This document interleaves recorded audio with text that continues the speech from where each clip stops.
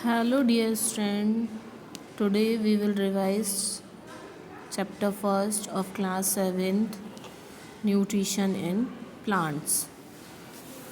जैसे कि आप सभी ने पहले पढ़ चुके हो, इससे पहले autotrophic mode of nutrition, heterotrophic mode of nutrition, symbiotic relationship.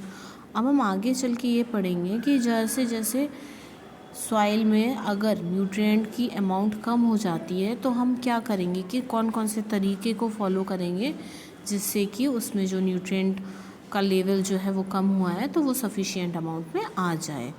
आप सभी ने पढ़ा होगा, देखा होगा, सुना होगा कि जब फील्ड में क्या करते हैं, हम किसी चीज़ को फार्मर्स क्या करेंगे, ग्रो कराने से पहले वो कुछ चीज़ें यानी कि मैन्योर्स और फर्टिलाइजर्स को स्प्रेड करते हैं अपने सॉइल में।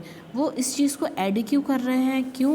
क्योंकि जो सॉइल है उसमें पहले से ही मिनरल्स और न्यूट्रिएंट प्रेजेंट है, लेकिन जो हमने प्लांट ग्रो कराया है उसमें से उसने बहुत सारी चीज़ों को एब्जॉर्ब किया है, जिसकी वजह से जो सॉइल की अमाउंट है उसमें न्यूट्रिएंट का जो लेवल है वो डाउन हो गया है। फर्टिलाइजर्स और मैन्योर्स क्या करेंगे, उसमें क्या प्रेजेंट होता है? Nitrogen, potassium and phosphorus. तो ये सारे के सारे जो न्यूट्रिएंट्स हैं, अगर हम टाइम टू टाइम क्या करते हैं, मैन्योर्स और फर्टिलाइजर्स को ऐड करते हैं तो वो उसकी अमाउंट को रिच बनाने में हेल्प करेगा। We can grow plants and keep them healthy if we can fulfill the nutrient requirement of the plant। अगर हम उस फील्ड में जहाँ पे हम ग्रो करा रहे हैं, अगर हम टाइम टू टाइम क्या करते हैं, इन चीज़ों को स्प्रेड करते हैं तो जो हमें क्वांटिटी और क्वालिटी मिलेगी वो एक हेल्दी प्लांट की मिलेगी। यूजुअली होता क्या है, अगर हमने कोई क्रॉप ग्रो कराई है और जो क्रॉप हम ग्रो कराना चाह रहे हैं उसको नाइट्रोजन की एक अच्छी अमाउंट चाहिए है क्योंकि उसको प्रोटीन बनाना है।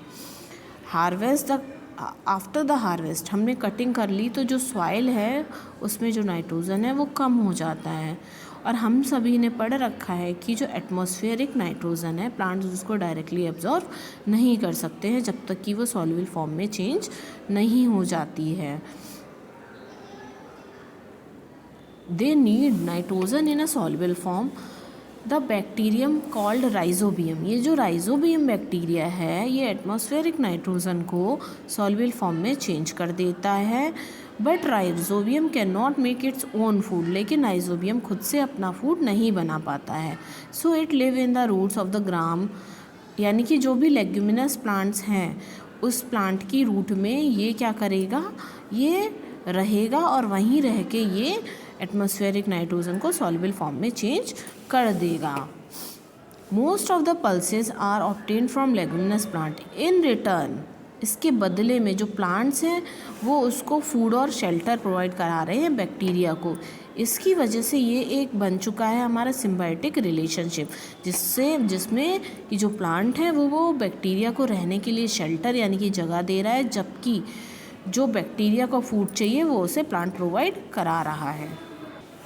A symbiotic relationship, this association is of great significance for the farmers। क्या करते हैं, जो लेग्यूमिनस प्लांट जहाँ पे उन्होंने ग्रो कराया होता है वहाँ पे उन्हें फर्टिलाइजर्स ऐड करने की ज़रूरत नहीं पड़ती है। In this chapter you learn that most of the plants are autotrophic mode.